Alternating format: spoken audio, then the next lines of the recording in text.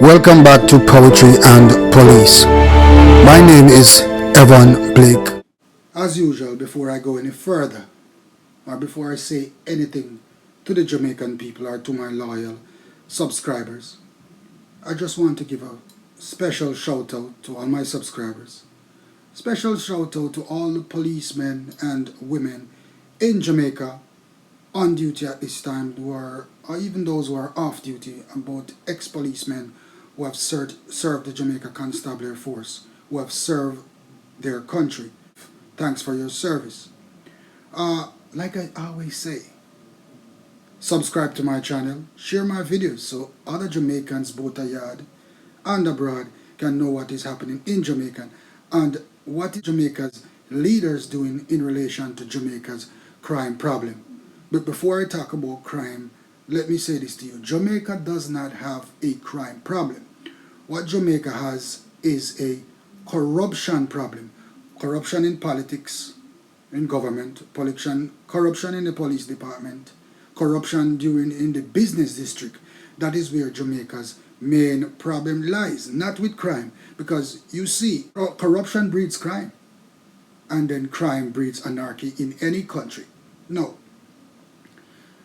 For crime to stop in Jamaica, then, like I always say, that the government needs to invest in crime. And when I say invest in crime, I mean make crime our #1 priority. And to me, it would appear as if this government does not care about crime in any sense whatsoever. But let's pause for a little while and let's review what is going on in Jamaica. The Commissioner of Police, he seems to be satisfied with the level of crime in Jamaica because they keep gloating about reduction or deductions in murders, deduction in crime and violence in Jamaica, even though I do not see the reduction that they are talking about. Or crime is not being reduced in Jamaica by any margin whatsoever. That is how I see it.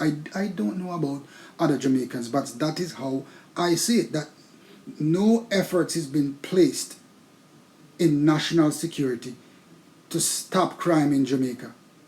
Or in other words, to even stop corruption in Jamaica. The Prime Minister in a news, in one of his broadcasts,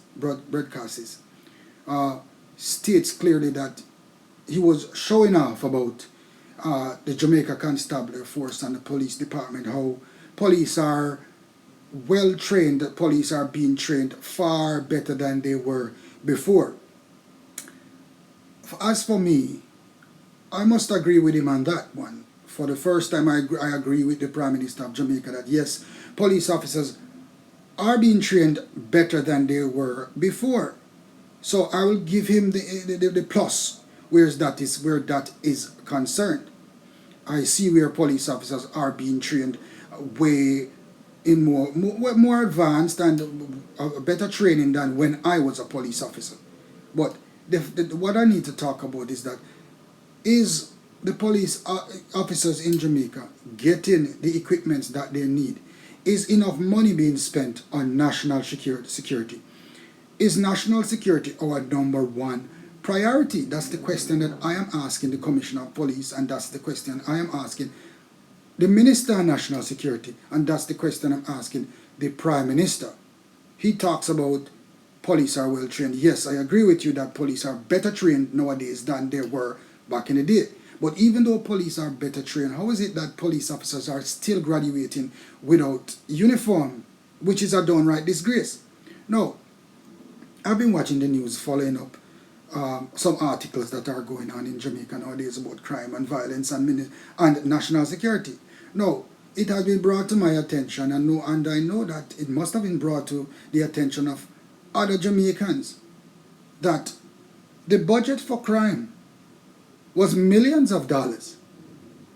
And out of that millions of dollars, the Jamaican government spent like 17% of that amount on national security, on policing. Because you have other entities that fall under the Ministry of National Security, not just police alone. But how can you have billions of dollars or millions of dollars, so to speak, and then you spend 17% of that. Now, if that number does not show the interest that the government has in crime and violence, then we are blind. Jamaican people need to open their eyes. Both Jamaicans abroad and the yard need to open their eyes and see that the government, even the past ones, and even the government today, does not care about crime and violence in Jamaica.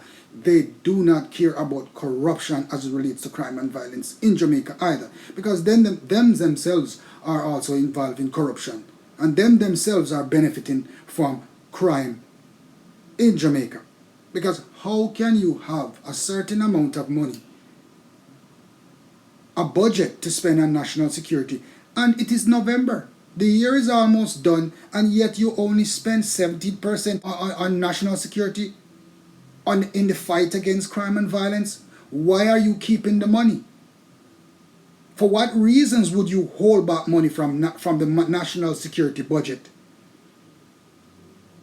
Why would you have money to spend on national security when Jamaica has such an enormous crime situation? How can you not spend the money that you have to ensure that crime and violence is reduced in Jamaica? Because spending money on national security, people, or spending money on the Jamaica Constabulary Force, the police department, would tremendously decrease our crime rate in Jamaica, even though corruption is our major problem. Why would the government choose not to do that? That goes to show the interest.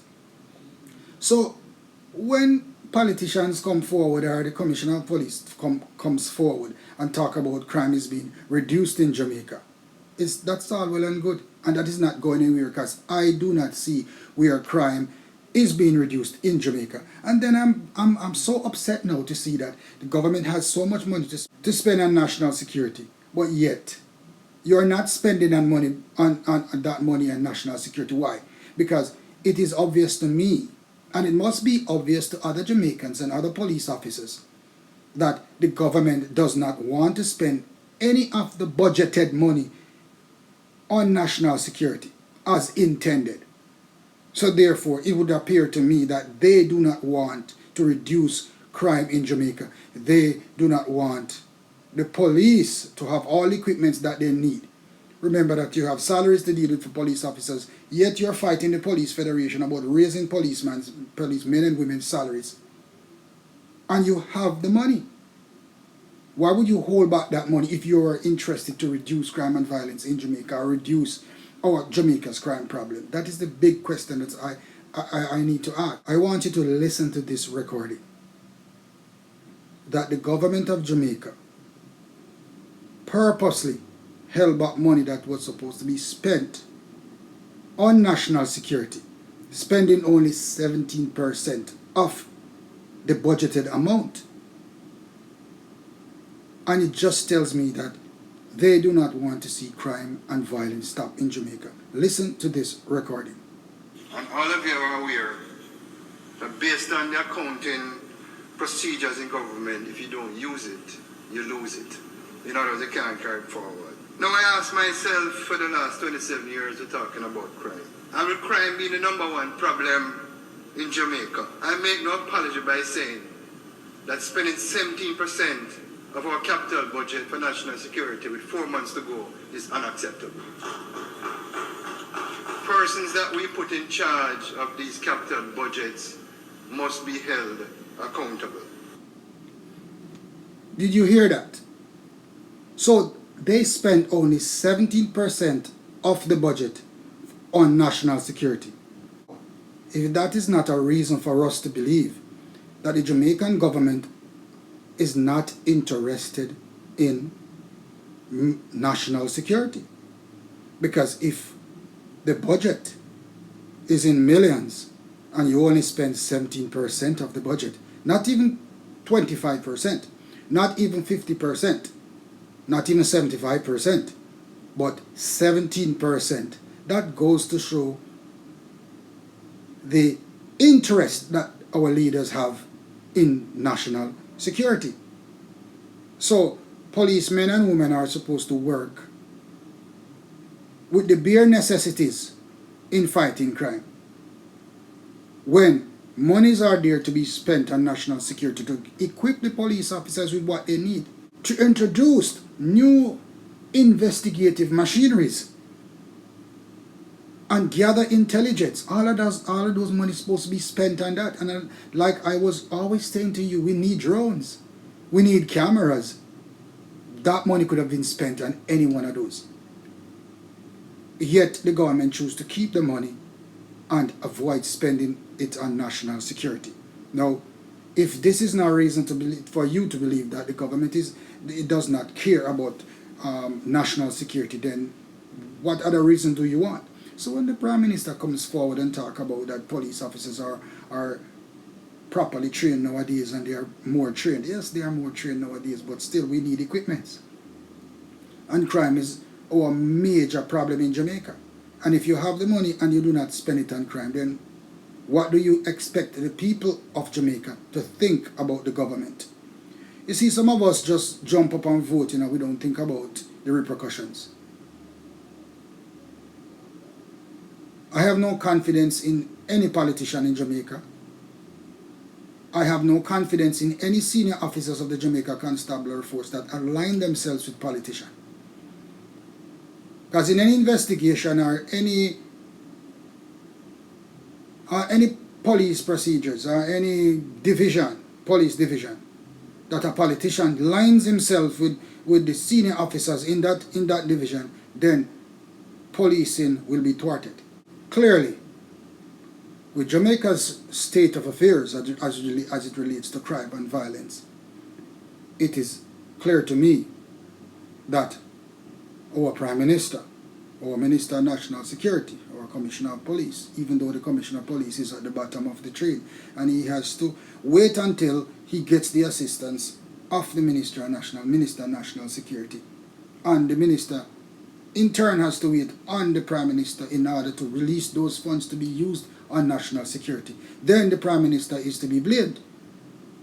So we cannot blame anybody else in Jamaica for crime and violence, or if crime is not being reduced in Jamaica, but the Prime Minister of Jamaica, because he is the head of the table and he calls all the shots. So you, Mr. Prime Minister, having that budget for national security should have ensured that that budget was used up in order to reduce crime and violence in Jamaica. And you have not done so, sir. You have failed the Jamaican people and you have failed the police department. You have failed the Ministry of National Security in all regards as far as I am concerned. Under the laws, under the Constitution, then Jamaica will never be a better place.